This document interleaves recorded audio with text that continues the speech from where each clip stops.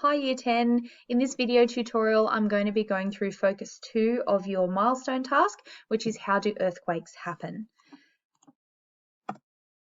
This can be found on page 4 of your milestone task, and I will show you what that looks like. Page 4 of your milestone task looks like this. So it says watch the following clip and use research to help you answer the questions. There are 2 YouTube clips associated with this particular focus. And I have shown you in previous YouTubes how to access those YouTube clips, which are available on my YouTube channel in your Building Earthquake Proof Structures resource kit. So here you can see all of those videos listed in that particular playlist for you to access whenever you need them. So all you need to do is watch those videos in order to answer the questions on page 4. It's just that one page, and then it moves on to focus 3, which I'll be going through in a separate YouTube tutorial video. So if we come back over here to our PowerPoint slide, there are your 2 resources. And here's an image showing you how earthquakes work. So how do earthquakes actually happen?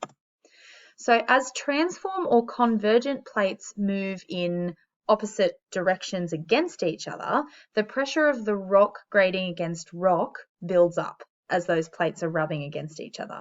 So when the pressure becomes too much, the plates actually slip, which is what causes the earthquake. So you can actually see in this picture here, you've got a tectonic plate on this side and a tectonic plate on this side, and they're actually pressing up against each other as they move towards each other.